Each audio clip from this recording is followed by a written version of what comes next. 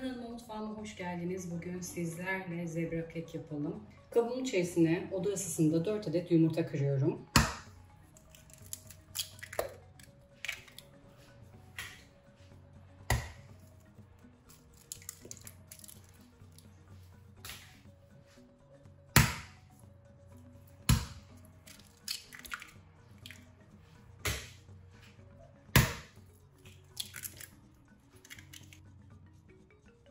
Bir su bardağı toz şeker.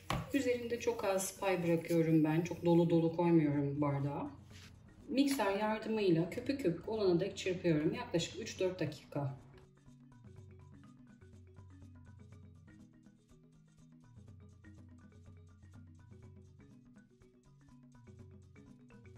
Yumurta ve şekeri köpük köpük olana dek çırptım.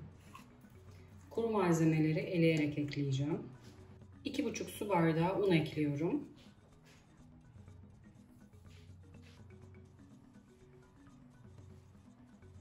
İki paket kabartma tozu. 1 paket vanilya. Şöyle elimle vura vura biraz havadan eliyorum ki un iyice havalansın.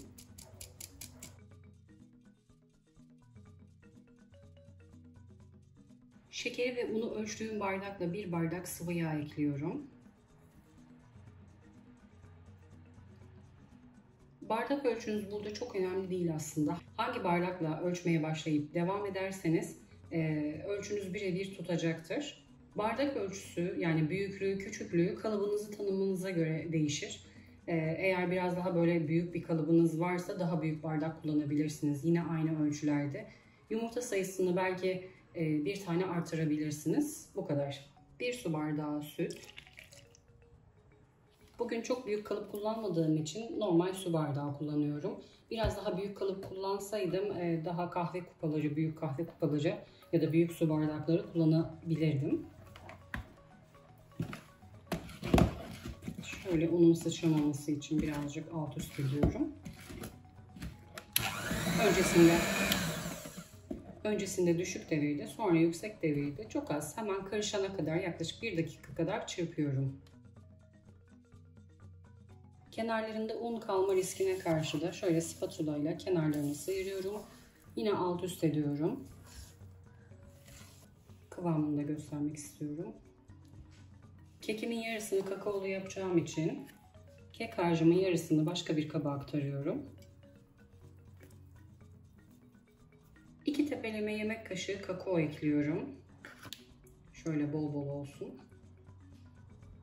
Kakao katı bir malzeme olduğu için kekimizi katı kıvamlı yapacaktır. Arasında çok böyle bütün kalmaması için biraz sulandırmamız gerekiyor. 2 yemek kaşığı süt ekliyorum.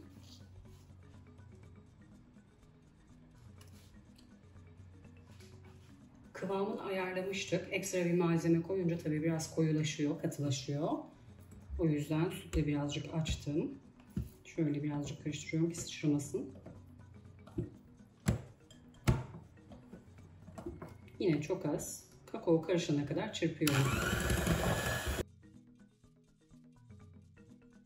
Kakao miktarı biraz fazla olduğundan 2 yemek kaşığı daha süt ekliyorum.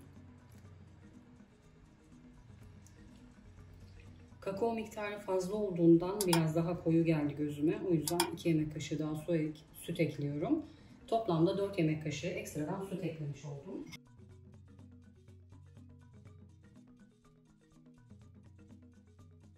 Şöyle yine kenarlarını sıyırıyorum. Kakaolar kaldı. Şu an tam istediğimiz kıvamda. Normal olması gereken kek kıvamında. Kakao yoğunluğuna göre, koyduğunuz miktara göre süt miktarı değişebilir. Minimum 2, maksimum 4 kaşık kadar ekleyebilirsiniz. Şöyle ortası hafif çukur bir kek kalıbı kullanıyorum.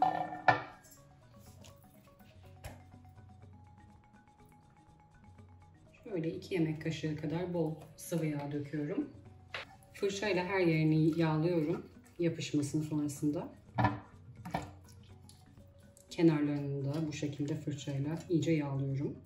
Bir yandan da fırınımı açtım. Alt üst ayar 165 derecede ısınıyor. Sıcak fırına göndereceğim. Beyaz harcını şöyle sütlük veya limonlu ununuz varsa ona dökebilirsiniz. Çok pratik oluyor kaşık kaşık dökmektense.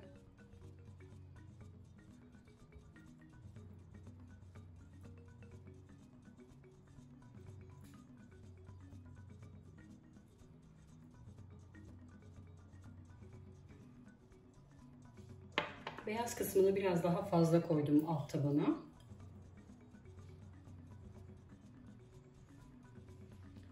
Kakaolu kısımdan kocaman bir kaşık aldım.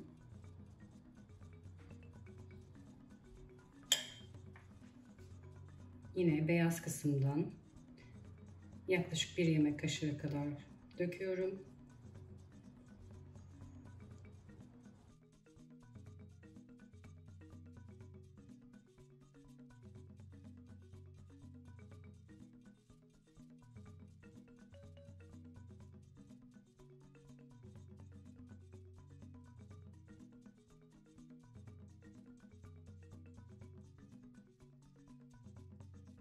Kekimi kat kat hazırladım.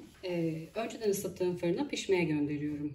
Kekim pişti. Çıkarmadan önce de kontrol ettim ama çıkardıktan sonra da ister kürdanla ister böyle bir bıçakla şöyle bakıyorum. Eğer hiçbir ıslaklık gelmediyse,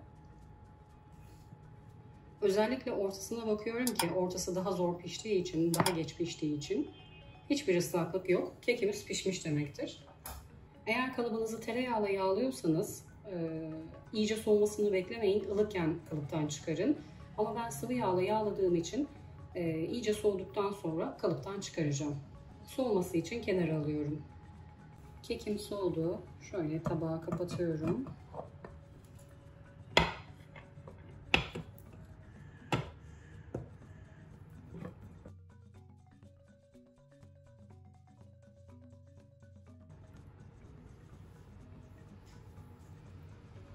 Şöyle kalıptan çok rahat çıktı. Tam soğumasını bekleyemedim. Vaktim yoktu. Ilıkken kestim. Ilıkken kalıptan çıkardım. Ona rağmen hiç sorunsuz çıktı.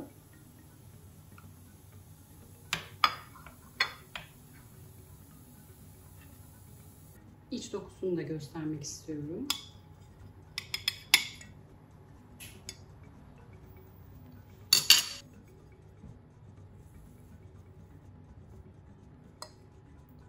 Pamuk gibi, hiçbir hamurlaşma yok. Yine şöyle.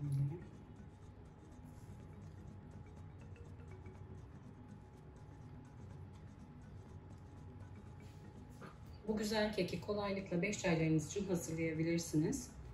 Videomu izleyip beğendiyseniz kanalıma abone olmayı unutmayın lütfen. Bir sonraki tarifte görüşmek üzere. Herkese afiyet olsun.